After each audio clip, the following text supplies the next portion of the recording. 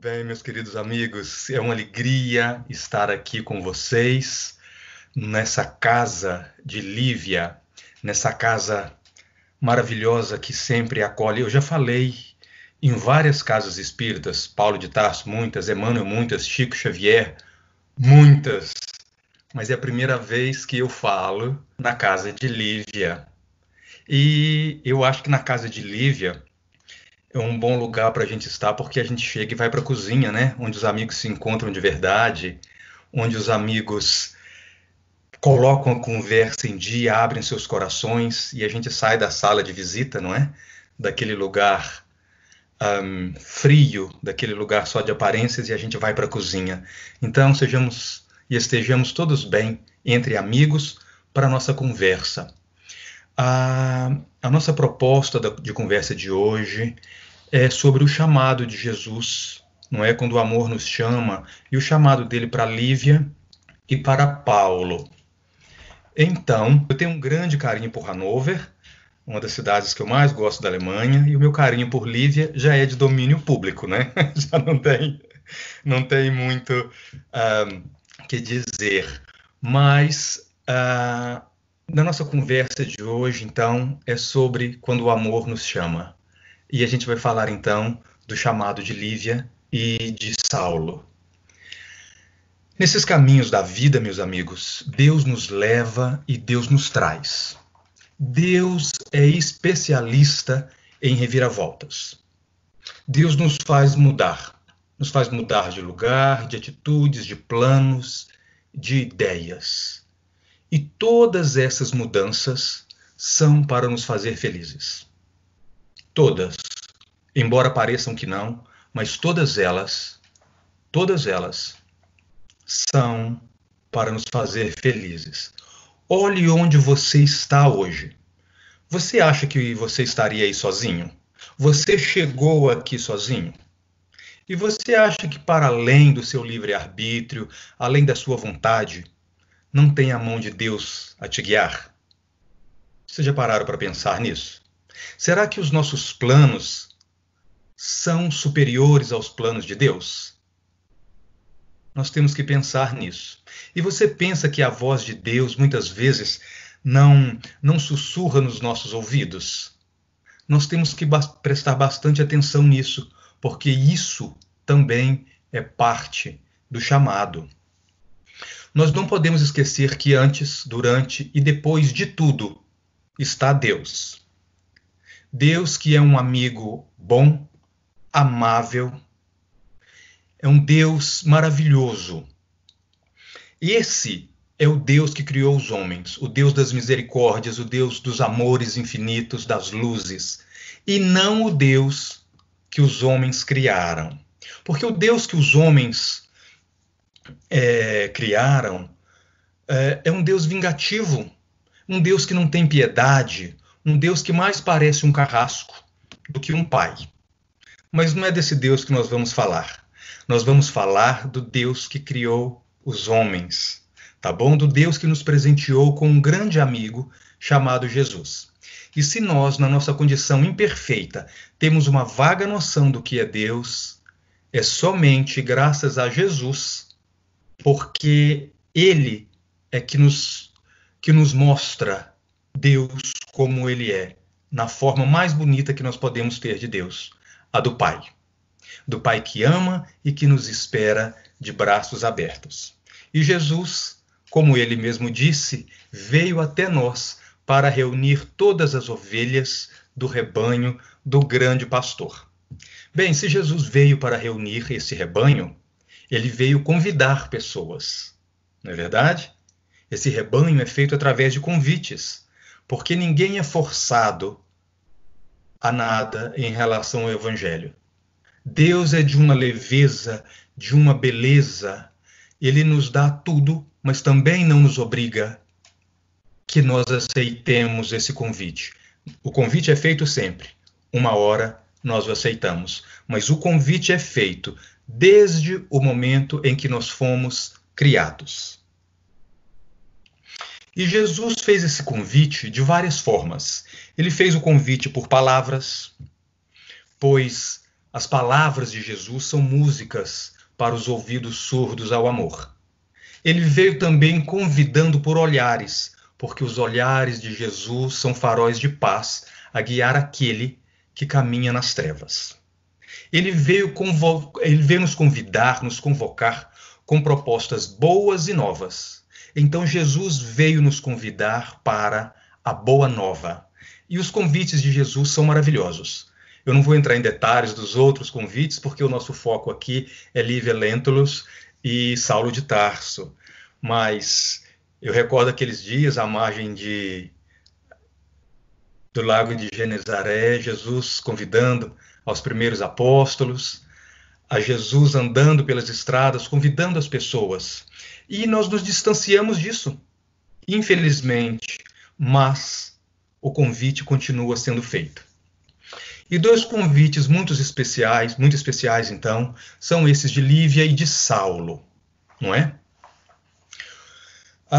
Em Há 2000 anos, no livro O Romance Histórico de Emmanuel, psicografado pelo Chico Xavier, há uma insistência, uma repetição de um adjetivo que, se fosse em uma outra obra qualquer, eu diria que seria falta de criatividade e falta de talento do escritor. Mas esse escritor é Emmanuel.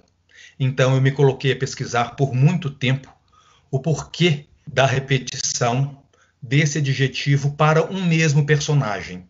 Só que esse personagem também nada mais é, nada menos, nada mais do que Jesus. Então, o adjetivo que se repete no livro Há 2000 anos é extraordinário. São 19 repetições, todas ligadas a Jesus e diretamente a ele. O que numa literatura, numa obra, se tornaria cansativo, se tornaria desnecessário, mas Emmanuel sabe fazer brotar flores das pedras, flores literárias. E eu vou ler aqui algumas passagens, eu peço a vocês permissão para não fugir ao texto, porque é o texto de Emmanuel, onde Jesus é citado como o extraordinário. E aí nós iremos entender o porquê dos convites de Jesus. No início, logo no início de Há 2000 anos, quando Públio Lentulus está tendo uma conversa, ele diz o seguinte: prestem atenção nessa frase, que ela fecha o nosso estudo depois. Senti que uma força extraordinária me selava as pálpebras cansadas e doloridas. Uma frase. Ou seja, uma força extraordinária. Sem saber, Públio já estava falando de Jesus. Depois outra passagem, outra frase. Não desejava recordar a figura extraordinária. Outra passagem. Um homem extraordinário que o povo habituou a se chamar Jesus. Depois, outra frase. Recordou a figura extraordinária de Jesus Nazareno. Mais uma. Pareceu ouvir ainda as extraordinárias advertências. E depois até o próprio Pilatos diz o seguinte: homem extraordinário. E Emmanuel coloca uma exclamação na fala de Pilatos. Então, esse personagem que convida é um ser extraordinário. Porque só um homem tão extraordinário seria capaz de sair andando pelas margens de um lago e dizer aos pescadores: lance aqui suas redes. Só um homem extraordinário é capaz de subir montes e pregar o sermão das bem-aventuranças aos desventurados. Só alguém tão extraordinário podia sentar-se à beira de um poço e dizer à mulher: tenho água viva, e se dela beber, nunca mais terá sede. Só um homem que veio para amar tão extraordinariamente poderia tocar o coração de uma matrona romana de nome Lívia Lentulus e fazer Saulo de Tarso, um rígido doutor da lei, perguntar: Senhor, o que queres que eu faça? Então, os convites de Jesus, nós podemos achar assim: mas que estranho. Jesus chegou à beira da praia, convidou, falou e as pessoas largaram e foram. Claro que ali está tudo de uma forma reduzida. Mas vocês já pararam para imaginar o magnetismo das palavras de Jesus? A doçura, a força das palavras de Jesus? Então, quando Jesus fazia o convite, as pessoas aceitavam porque ali estava algo para além do olhar, algo para além das palavras. Nós não falaremos aqui do convite propriamente de Públio Lentulus, que nós deixaremos para uma outra oportunidade, que é denominado e definido como Minuto Glorioso. Mas de Públio Lentulus nós falaremos desse convite depois. O nosso olhar aqui será direcionado, então, para Lívia e Paulo de Tarso. E o objetivo da minha fala hoje não é apenas olhar de uma maneira bem distanciada para o que aconteceu com esses dois personagens. É para vermos de perto e de onde nós estamos nos situando em relação ao chamado do extraordinário Galileu. Vamos tentar nos aproximar do Galileu, vamos tentar nos aproximar de Jesus para que possamos entender esse convite. Quando eu digo de Lívia e Saulo, que eles são personagens, eu digo isso quando eu estou a analisá-los na obra literária ou a falar, porque na intimidade eu os chamo de meus amigos. Amigos bons que me dão a mão, que me mostram que Jesus também está a me chamar. É bom conviver com a doçura de Lívia e com a disciplina, com a rigidez de Paulo. Amigos queridos que Emmanuel e Chico me apresentaram. Mas vamos ver aqui alguns pontos entre Lívia e Paulo. Lívia, ela ia para Jerusalém. Ela saía de Roma e ia para Jerusalém. E Saulo saía de Jerusalém com o sonho de ir a Roma. Lívia procurava a cura. Saulo procurava ferir. Saulo queria ferir. Lívia procurava a cura para a filha. Lívia cuidava da família. Saulo sofria por não ter realizado na terra a sua família. Lívia não sabia de Jesus. Saulo sabia de Jesus. E tem aquela frase linda de Meimei que diz que Deus tem estradas onde o mundo não tem caminhos. E é nessas estradas de Deus que Jesus sempre aparece.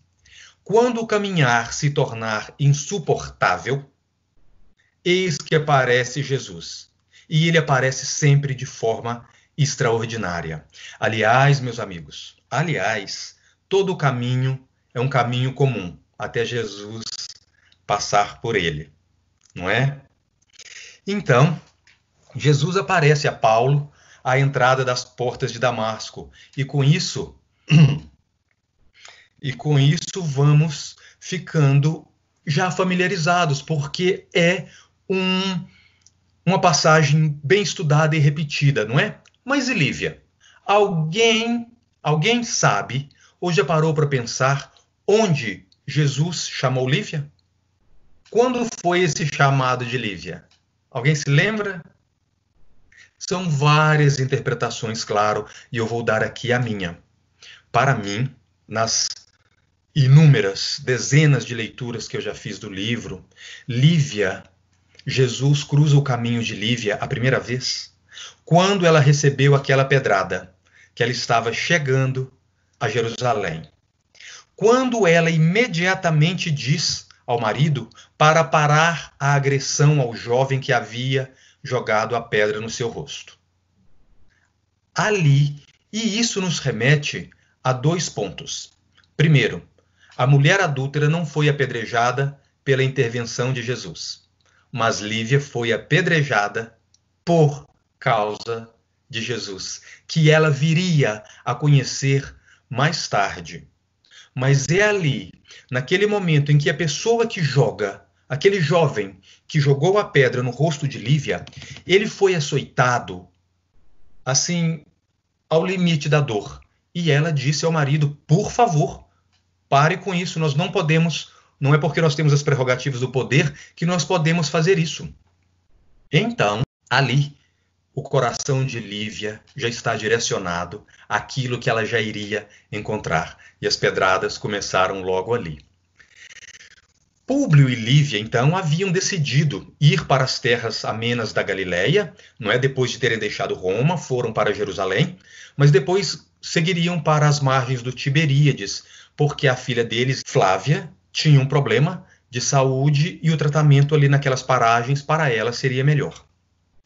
Então, o governador na época dá para eles um jantar de boas-vindas, e naquele jantar memorável, na casa de Pilatos, um dos convidados fala o seguinte: E por falar em Nazaré, já ouvistes falar do seu profeta? Então era uma festa, era uma recepção de boas-vindas.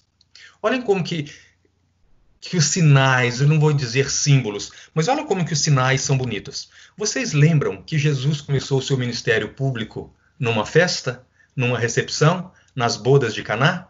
Pois bem, ali a primeira vez que Jesus aparece para Lívia e para Públio, através da menção de um empregado, é também numa festa. Só que ali, Jesus não vai transformar água em vinho.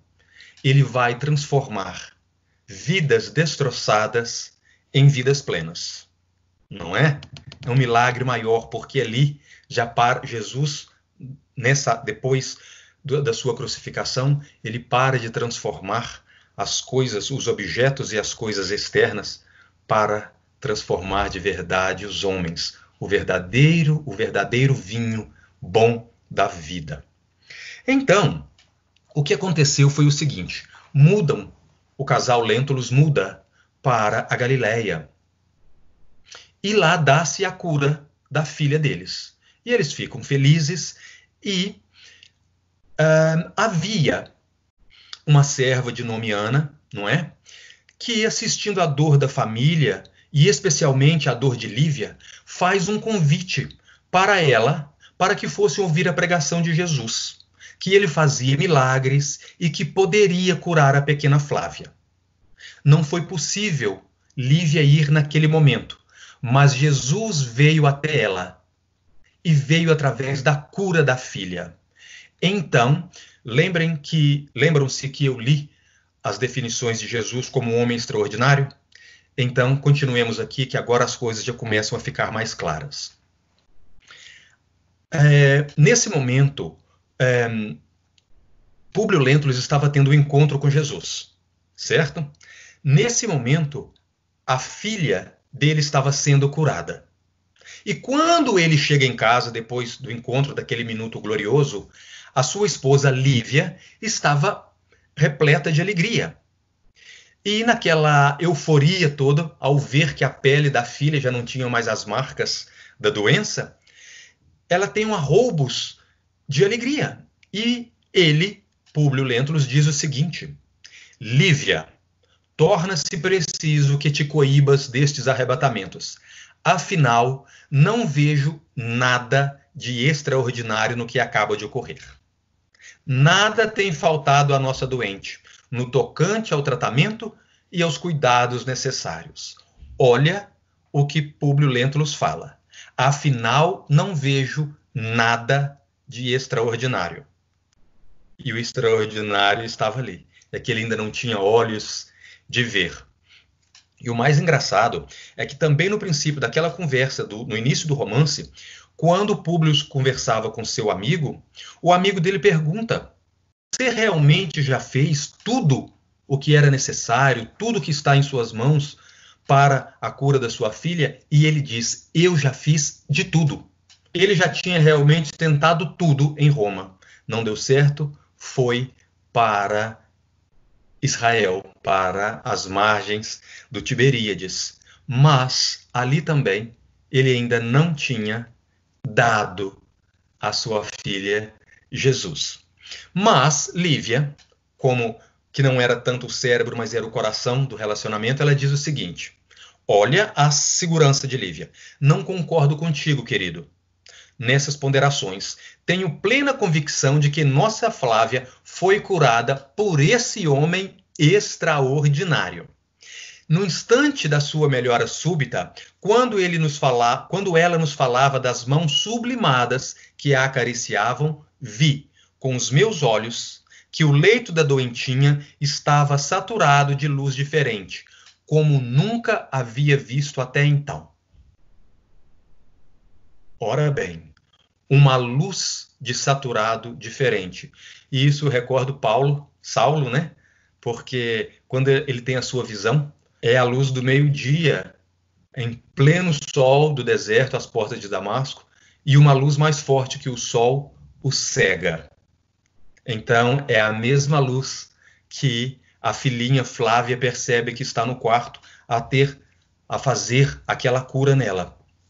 Então, deu-se assim, extraordinariamente, a cura da pequena Flávia. E a alegria voltou ao lar dos Lentulus. Mas voltou momentaneamente, porque o outro filho, o pequeno Marcos, seria raptado. E aí a dor realmente começa para a família. Ana, a serva, convida então Lívia para ir às pregações de sábado, para ter com Jesus, para que Jesus pudesse colocar no coração dela o bálsamo que ela precisava com a dor daquele filho raptado. E ela diz o seguinte assim: infelizmente, eu não me atreveria a lembrar essa providência consciente de que Públio haveria de recusá-la, dada a nossa posição social. Mas, francamente, desejaria ver esse homem caridoso e extraordinário de que sempre me falas. Lá está a repetição do adjetivo extraordinário.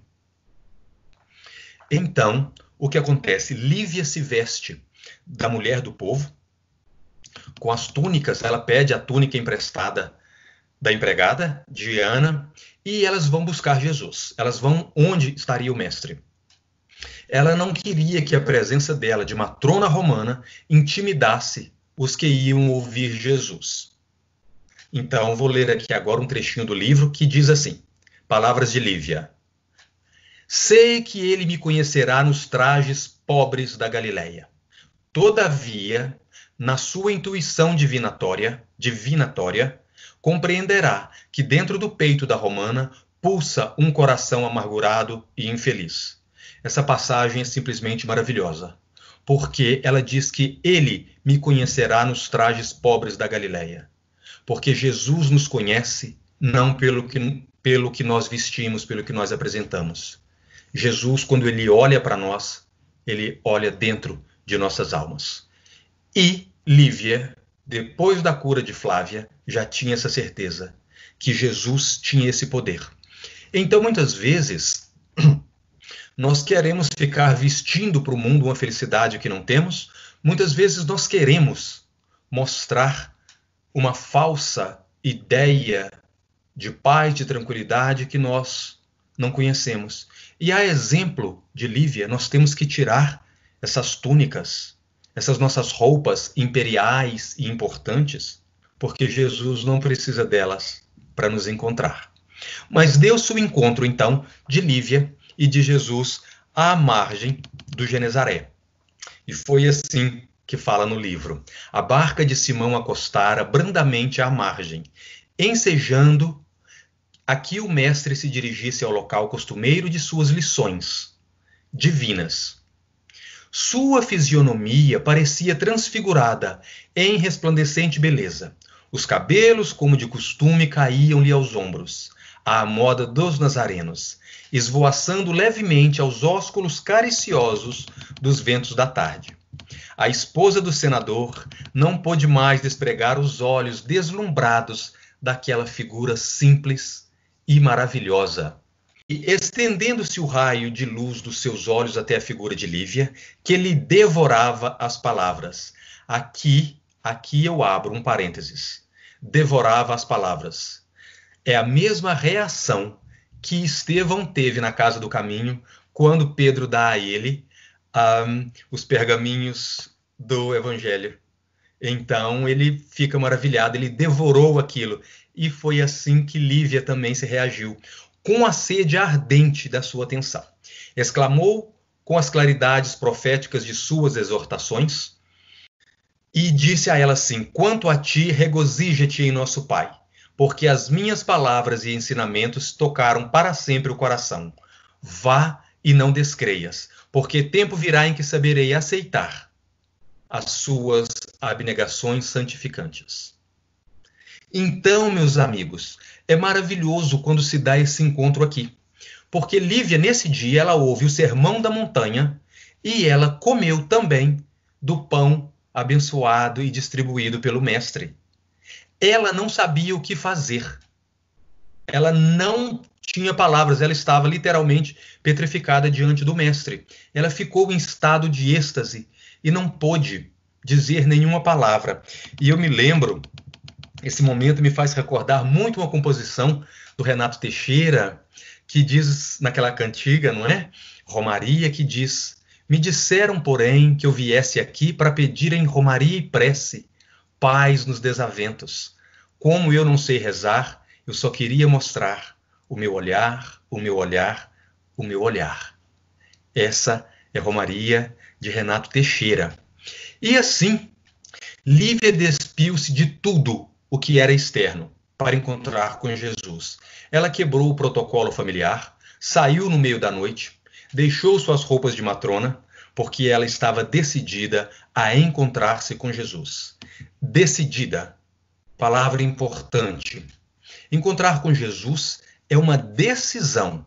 E depois daquela tarde inesquecível em Jerusalém, mais de uma vez, ela troca de roupa. Ela tenta fazer de tudo para que Pilatos tomasse uma atitude para que Jesus não fosse ali crucificado. Então, foi assim que se deu o encontro entre Lívia e entre Jesus. Primeiro ela começou levando uma pedrada no rosto, não é? Muitas vezes nós tomamos pedradas na vida, não é? Muitas vezes nós tropeçamos em pedras. Será que nós já paramos para pensar que as pedradas que nós levamos da vida, muitas vezes elas são o primeiro convite? Claro que a gente tropeça, a gente cai, a gente machuca, a gente quer chutar a pedra, não é? Mas é na pedra, bem ali, que o mestre disse: é aqui que eu edificarei a minha casa. Mas então foi assim. Depois disso, Lívia foi para Genezaré, depois de Jerusalém, ela foi para Genezaré, e lá ela tem de fato o encontro com o mestre.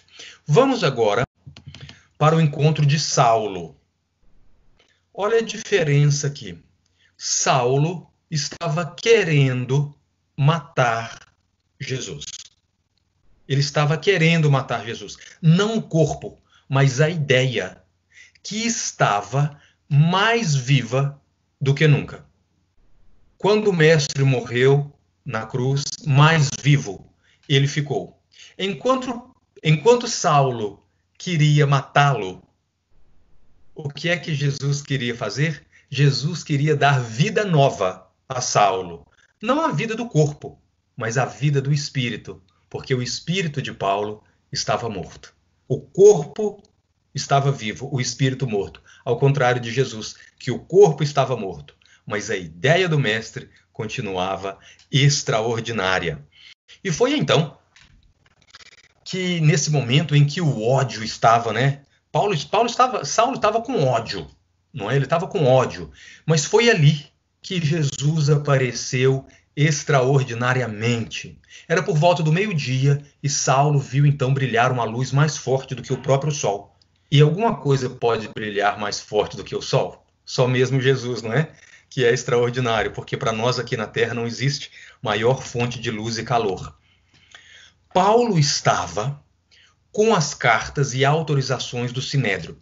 Ele estava acompanhado de 3 homens de sua confiança. Era uma viagem oficial. Então ele estava acompanhado de três homens, 3 empregados seus. E era uma viagem oficial. Bem ao contrário de Lívia, que se disfarçou de mulher do povo. Ela não tinha carta de recomendação, ela não tinha nada. E ela foi, ao contrário, acompanhando uma serva. Viram a diferença? Paulo ia com seus servos. Lívia ia acompanhando a sua serva. Nós temos que prestar atenção a esses detalhes, nessas leituras, porque está escrito, mas a gente não lê. Fica mais coisas ali que nós precisamos de segundas e terceiras leituras para realmente entendermos tudo o que essa obra quer dizer para nós. Paulo tinha tudo o que o mundo podia dar como garantia e poder. Tudo que Paulo queria, ele tinha. E ele tinha poderes, inclusive, para matar os seguidores do Cristo. Lívia também tinha todos os poderes e riqueza do mundo. Mas ela preferiu confiar unicamente nos poderes do alto. Saulo sofre uma queda do animal, fica cego, caminha com muita dificuldade até a hospedaria da rua direita em Damasco. Saulo foi para perseguir Jesus, as ideias, mas depois ele passou então a seguir Jesus e a obedecê-lo. E a partir do momento que tanto Saulo quanto Lívia conhecem Jesus, o jogo zera. Ali já não importa mais o que eles tinham feito, não importa mais o que eles tinham experimentado, as experiências dele, porque ali existe um arco zero onde há um novo começo. Lembra daquela frase do Chico que diz que nós não podemos fazer um novo final, mas a gente pode fazer um novo começo? E é justamente nesse instante que os dois começam essa transformação. Atenção que eu disse quando os dois conhecem. Porque o nosso grande problema hoje, e eu digo principalmente no meu caso que eu estudo de uma maneira muito intensa essas obras, principalmente a vida de Saulo, não é? De uma maneira bastante profunda, o grande problema nosso é que nós temos conhecimento. Então nós conhecemos Evangelho, nós conhecemos Emmanuel, nós conhecemos as obras, nós temos conhecimento. Mas de fato, será que nós conhecemos? Nós conhecemos o Evangelho ou nós temos conhecimento do Evangelho? Há uma diferença muito grande, até porque nós que tivemos oportunidade, ou que temos oportunidade de ter essa ou aquela educação, digamos, uma educação bem recebida, não é, pelos moldes do mundo, nós temos ali muito conhecimento, nós transbordamos conhecimento, mas nos falta sabedoria. E o que dá o conhecimento é a sabedoria, e não o conhecimento. Porque, sendo sábio, Saulo já o era. Sábia já era também Lívia, e de nada adiantou o conhecimento. Sem o amor, sem termos o conhecimento como alavanca, e não apenas como ponto de disparo, não é? Então, a nossa reflexão aqui hoje é para mostrar, para vermos que cada um tem o seu caminho. Cada um tem a sua cruz, a sua história, as suas felicidades e as suas descobertas também. Cada um à sua maneira. Cada um encontra Jesus no mesmo caminho, mas não necessariamente no mesmo lugar. Porque uns andam mais rápidos, uns já estão caminhando há mais tempo. O chamado, porém, é sempre o mesmo. As formas é que variam. Eu tenho uma vontade tamanha de encontrar Jesus, por exemplo, às portas de Damasco. Eu, se eu pudesse ali, montava minha barraca numa dessas viagens minhas e ficava ali dias e dias à espera de que o mestre passasse, não é? Mas a gente não precisa fazer isso, porque Jesus nos convida de outras maneiras. Mas Jesus deixou o convite para nós, para que nós o encontremos. Ele disse assim: vista os nus, alimente os famintos, porque toda vez que você agir assim, é a mim que você alimenta, é a mim que você agasalha. Perdoe os que te ofendem, perdoe os seus amigos, ame os seus inimigos. E toda vez que assim fazemos, nós estamos atendendo ao chamado de Jesus. Nós estamos atendendo ao chamado do amor. E Jesus, ele nos usa da melhor maneira para podermos auxiliá-los na implantação do paraíso, no coração dos homens, no nosso coração. Mas primeiro, ele tem que curar o nosso coração.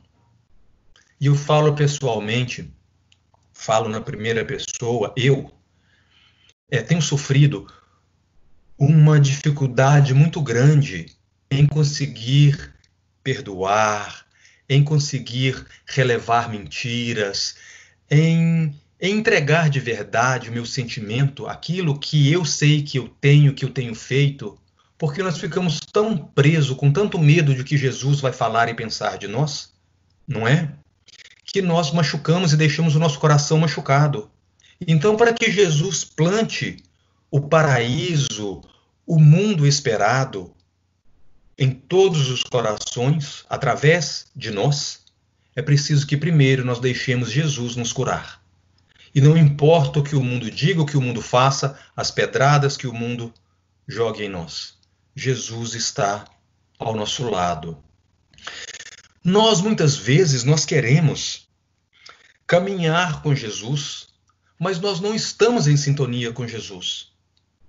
E se a vida é uma sinfonia e Jesus é o maestro, nós temos que afinar o nosso instrumento, que são as cordas do nosso coração.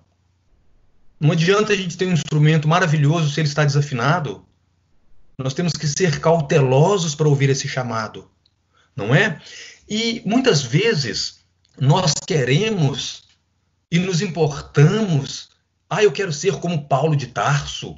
Emmanuel é bem sábio quando diz na introdução do livro Paulo e Estevão. Nós ficamos maravilhados com o chamado que Paulo teve, mas muitas vezes esquecemos que Jesus falou do cálice que ele teria que tomar depois para segui-lo. Não é? Nós nos preocupamos demais em ser vasos escolhidos. Em vez disso, que tal se nós nos preocuparmos em sermos do Cristo?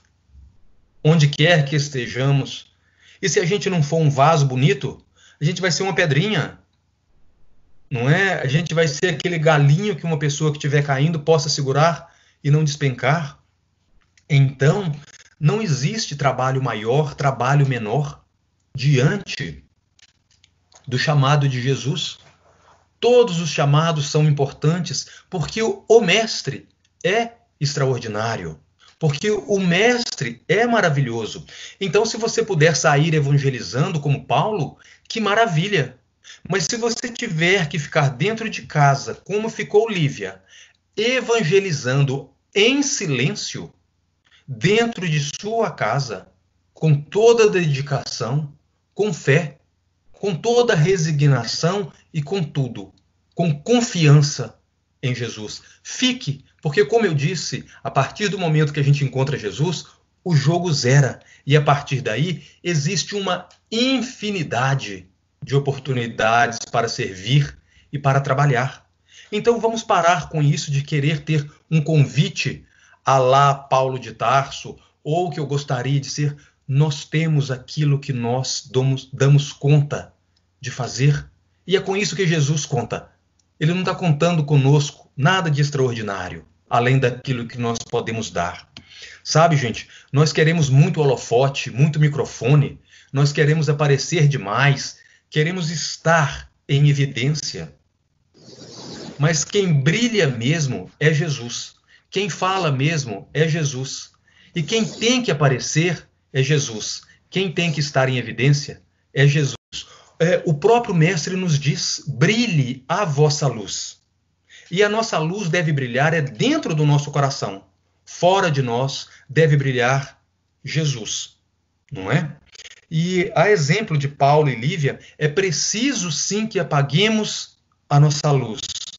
É preciso que quem brilhe seja Jesus. Eu espero que nós possamos realmente ter ouvidos de ouvir e olhos de ver esses convites de Jesus. Vocês lembram que no princípio da nossa conversa, eu disse que Deus nos leva, que Deus nos traz, que Ele nos coloca no lugar certo que nós temos que estar, não é? Então eu espero que Deus leve você para um lugar bonito, um lugar chamado dentro de você. E que dentro desse lugar, seus olhos se cruzem com os olhos de Jesus, assim como foi com Lívia. E que dentro desse lugar maravilhoso, chamado seu coração, que Jesus possa escutar Que Jesus possa ouvir você dizer assim: Senhor, o que queres que eu faça? Porque é para isso que nós viemos.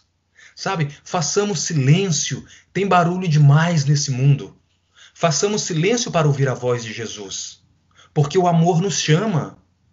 E nós, seres humanos, só aprendemos a falar ouvindo. Não é assim? A criança aprende a falar porque ela ouve. E para falar de Jesus, nós temos que aprender a ouvi-lo. Ouvir o que ele tem tentado a nos dizer há mais de 2000 anos. E como eu disse, para encerrar, agora, no princípio da nossa conversa, não importa onde você esteja caminhando, não importa se o seu caminho é simples ou cheio de obstáculos, porque todos os caminhos são simples, até Jesus passar por eles.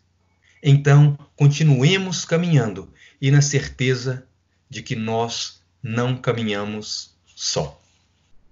Era esse o convite do amor que eu queria falar com vocês, mostrando a diferença de 2 vidas antes do chamado de Jesus e o depois.